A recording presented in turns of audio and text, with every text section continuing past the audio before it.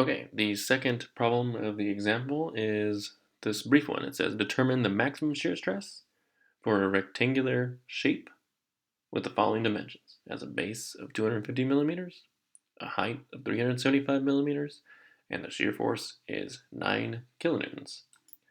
So from the previous slide, we had already determined that if it's a nice and easy shape that we know, then we can just use the tau equation of equal to 3b over 2a. We can use the simplified equation. So all we need to do is figure out what the area is. I gave you the dimensions, 250 millimeters times 375 millimeters. I do that quick math and it's 93,750 millimeters squared. And I gave you the shear, so just plug all that stuff into this equation. Oops, I am still in superscript T. 3 times the V is 9 kilonewtons. Well, we could do the trick where we work in newtons and millimeters, so I'll just put this into newtons, 9,000 newtons, divided by 2 times the area, which we just calculated, of 93,750 millimeters squared.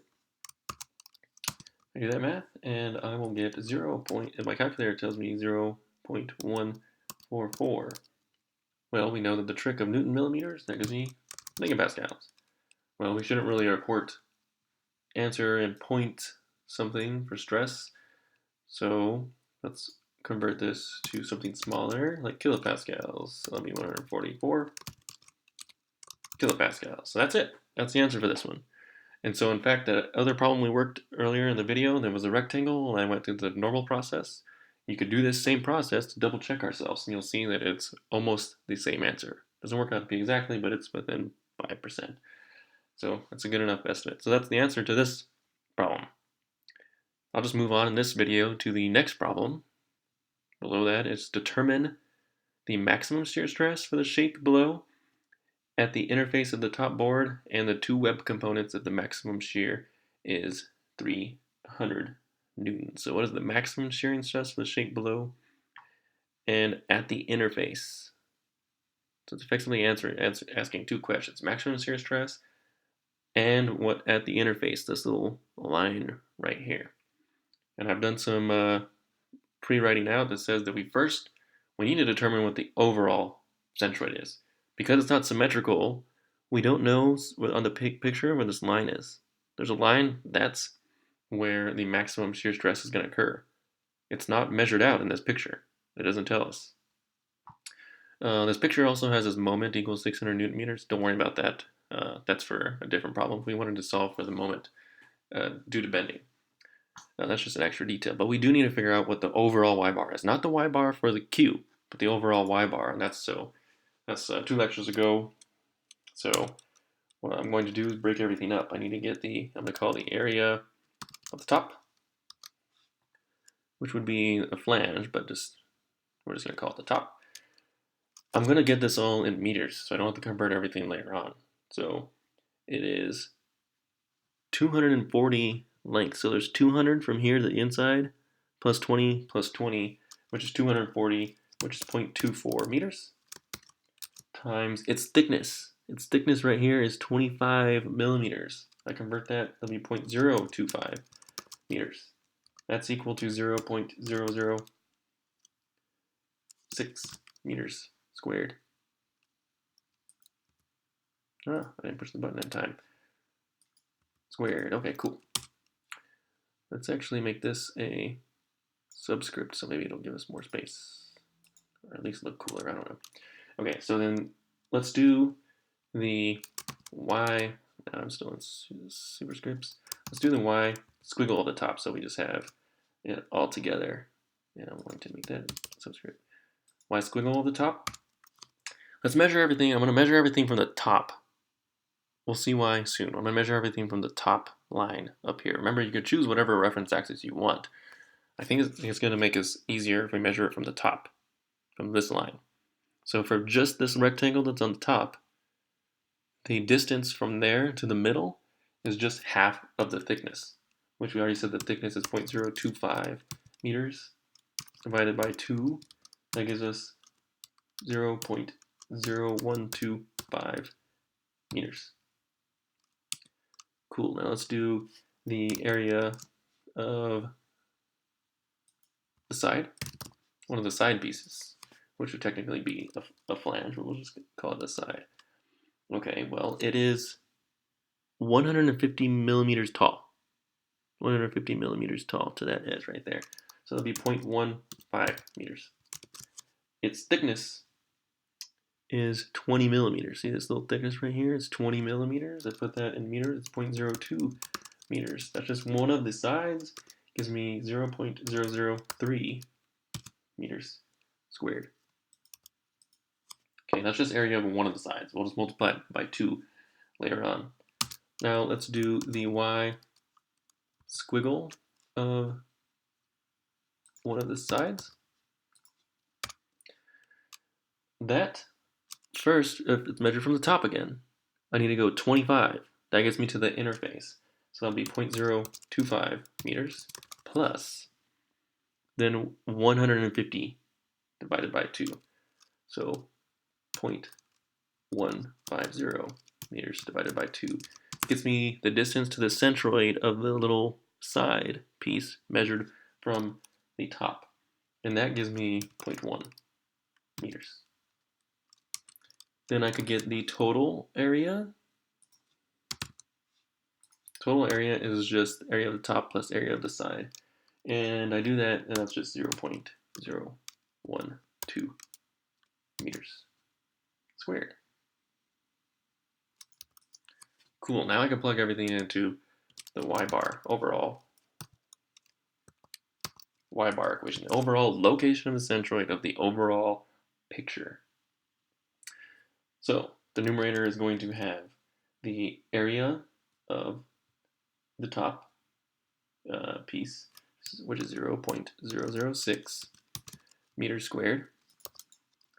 That's times the y squiggle of the top piece right here, 0.0125 meters. That is plus 2 times, I'm going to do the legs, but there's 2 of those legs, or sides. 2 times those guys. Its area of the side is 0.003 meters squared. Its y squiggle, the side, is 0.1 meter. That's all multiplied by 2. I'm going to do all of this math on the numerator. All that is divided by the overall area of 0.12 meters squared. I do that math, and I get the location of the centroid measured from the top of 0.05625. We can just call it 0.056, something like that, but that's the full distance from the top to the overall centroid. And that where that centroid is, this location, is where the maximum shear stress is going to occur. Okay, now we need to get the moment of inertia of the entire thing to plug into the equation. So now we know what the y-bar is, then we can do the moment of inertia, and unfortunately we need to use the parallel axis theorem because this value is not the same as this one or this one. That's the rule if we need to use the parallel axis theorem. 0.0125 is not the same as 0.056. 0.01 is not the same as 0.056, so there's going to be an extra moment of inertia in there. So if I continue this, I'm going to get the moment of inertia for, let's just do it for the top piece. That's base height cubed over 12.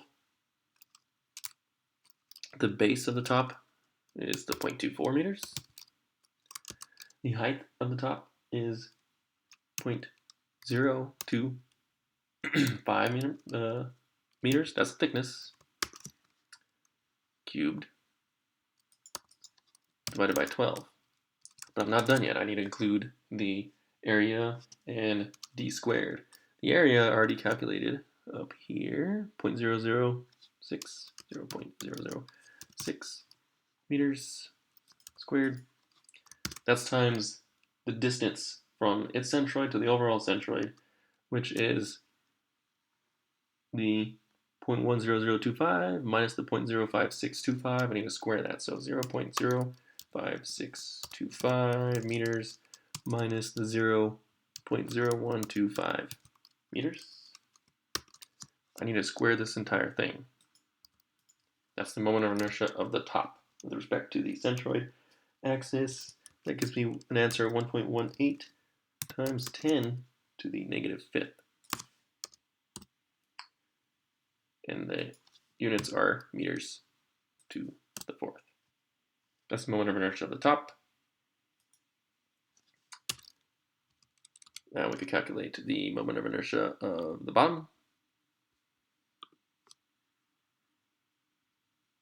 In fact, let me make another text box that's over here. Moment of inertia of the side. That's what we call it. That's what we've been calling it. Of just one of the sides for now. Or we could just multiply it all by 2. Get over the overall side right now. So everything just multiply by 2. This is still base height cubed over 12 plus AD squared. The base of these is the thickness, which is 0.02 meters. The height is 0.15 meters. See the 1.5 up here. As previously described, that's cubed. That's divided by 12. That's the base height cubed over 12 formula. Plus the area. We already calculated the area of the side, which we can still see right here, 0.003. 0.003 meters squared. Okay, that's multiplied by the distance between its squiggle, 0.1, and the overall y bar of 0.0562, and that's squared. So it doesn't matter which way you write it, 0.0562, whatever, it's going to get squared, but I'm just going to go 0.5625 meters minus the 0.1 meters. That needs to be squared. And then I'm going to close the bracket because all of this is multiplied by 2 to get the moment of inertia of both sides at the same time. I do that math, I get 2.273 times 10 to the negative fifth. That's meters to the fourth. Cool, so that's the moment of inertia of the top, moment of inertia of the side, and then I could get the overall moment of inertia just by adding these guys. So overall, I total is just the addition of these two, and it's 3.45 times 10 to the negative fifth. Again, meters to the fourth. So that's the overall one which we're going to use in the shear stress equation. 3.45 times 10 to the negative fifth. That's the overall moment of inertia. Maybe I could do like a cool highlight so we know that one. Okay, that's one value that we're going to need soon. Cool, so that's the moment of inertia and the location of the centroid.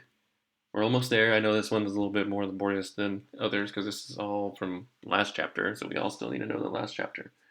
Okay, so now we need to get Q. And how do we go about getting Q? Well, remember Q is half of one of these sides. So I took the liberty of drawing some pre-made diagrams here. So this is this guy turned sideways. Again, the entire thing. Here's the location of the centroid from the top. Remember it was 0.05625 something. I just shortened it to 0.625. Well, the location from the bottom, I just subtracted to get the centroid from the bottom, which gives me 0.118. I got this by subtracting 150 plus the 225, so 175.175 minus the 0.056 gives me this distance. This is just the location of the centroid from the bottom. This is the location from the centroid at the top. This is the math that we did, but I just subtracted the difference. Q tells us that we could select the top half from the centroid, so this part right here, or we could choose the bottom, this stuff right here. Both give us the same answer. right? Both give us the same answer. So I can make a decision. What would be easier? A smaller version of this where it's cut right here, or two little legs, two little rectangles? I personally think the bottom is the quicker answer. So if we just do the bottom, maybe I could give some color to these guys. This guy, yes, there we go. And this guy, we could choose this area. It's below the centroid. So I could choose that area to work with to get my Q. If I choose that, let's see if I can keep it in the frame here. Okay, cool. So I chose the bottom. Then I need to calculate AP based off of that picture. AP, there's two of those guys, okay? There's two of those little legs, so two times stuff. What is the stuff? Well, the height of that thing is this value right here, which I already calculated, 0.118 meters. That's the height. Okay, what is the thickness times the thickness? Well, the thickness is already right here, the 20 millimeters, which is just 0.02 meters. All that multiplied by 2, that's my AP. See how it's a lot easier than doing the top where I have to do this little bit, and that little bit? So I do those little 2, and I get AP of 0.00475 meters squared. I'm curious if you hear my dogs barking in the background. The doorbell rang. Anyways, that's my AP. Okay, and what is my Y bar for this little section going to be? The Y bar for the little section. Y bar for the little section is just going to be half of this distance. See, this is even easier than having to do the other set right there. That's 0.118 meters. And then just divided by 2. Easy enough, 0.0594 meters. That's my Y bar. Then then I just add these guys to get my Q. I'm gonna make this bigger. Q, or multiply these guys. Sorry. Q is 0.00475 meters squared times the 0.0594 meters. Gives me my Q of 2.8 times 10 to the -4. They just get a little bit smaller. That's meters to the third. That's my Q. Now, I know it's a long process. Now I could finally get T for maximum T. T. Now I know all the stuff for T, finally. Don't shift over. T is equal to, remember it's VQ over IT. V I gave you way back in the problem statement of 300 newtons. My Q we just calculated of 2.8 times 10 to the -4th meters meters to the third. That's in the numerator. All that is divided by the I, which is highlighted right above, 3.45 times 10 to the -5th meters to the fourth. That's multiplied by the thickness. Well, what thickness? The thickness across this little guy right here, which is 0.02 meters. Multiply all that out. The maximum shear stress is 121.7 kilopascals. So that is one answer. That is the maximum shear stress which occurs at the centroid. The next question is, what is the shear stress at the interface? And I mean by the interface, let me steal one of these lines. Right here. Before, it was right here at this line. what is the shear stress right there? Well, again, now you could choose the top or the bottom. Choose the top. The top is just this rectangle. The bottom are two rectangles, so it's pretty easy, but we could still do this one for the interface. Here's the part for the interface. AP is 0.25 meters times a overall length of 0.24 meters. That is the thickness. That's the thickness, which I've drawn right here, which I've just taken from this part. The length from here to here, from the diagram, is 240 millimeters. So I just multiply those guys, and I get James Bond's predecessor, 006 meters squared. I guess it wouldn't be predecessor, it'd be successor. 0.006 meters squared. And y bar for this little bit to get Q is just that thickness, 0.025 meters divided by 2 is 0.0125 meters. Now I could get Q by multiplying these two guys together. When I do that, I get 7.5 times 10 to the negative fifth meters to the third power. Then I could plug this all into the tau equation, which is VQ over IT again. I still use the same I still use the same V, just my Q changed because I changed locations. I do that. V, like I said, is still 300 newtons. My Q is the new Q, 7.5 times 10 to the negative fifth meters to the third. And then all of that is divided by the same I, 3.45 times 10 to the negative fifth. That's multiplied by the thickness, the same thickness that would be right here, which is 0.02.